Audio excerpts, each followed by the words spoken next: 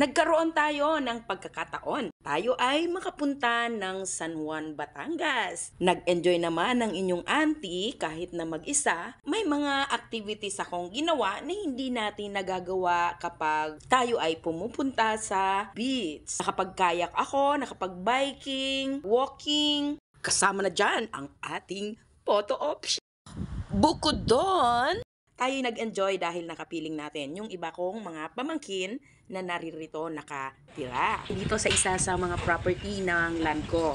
At meron sila ditong tambayan, kainan, na o-order ka lang, mag-enjoy ka na sa matatanaw mo na beach at saka yung kanilang lugar ay maganda naman talaga.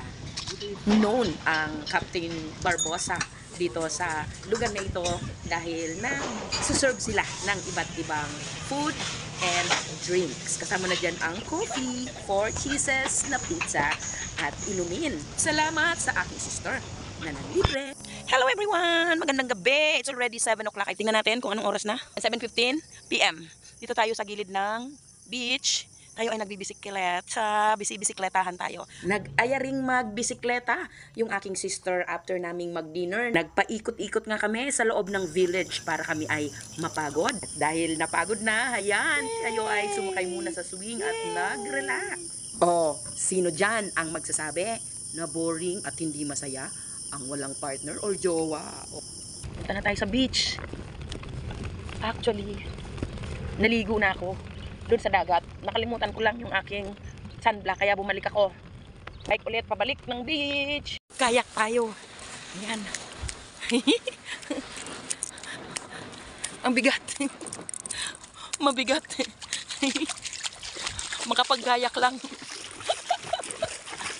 Magaan na, ganda sa tubig na. Para ano kasi, low tide na. Kaya kailangan hilahin yung kayak. Oh, yan na, sasakay na tayo. Hey, kayak na tayo. Oh, diba guys? Walang kasama. Sumunod nga pala ang aking sister at heto na. Sinamahan niya ako dito sa pagpaddle ng ating kayak. Nagtungo kami sa kabilang bahagi ng lugar. Yun na siya. Ayun na siya. Ayan ang Porto Laia. Oh, nandito tayo ngayon sa gitna ng dagat.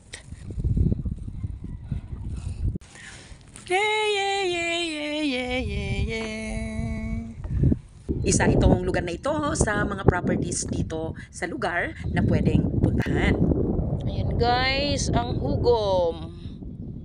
Habang tayo ay nasa kayak ay hindi mawawala ang ating photo ops. Iniikot natin ang ating camera.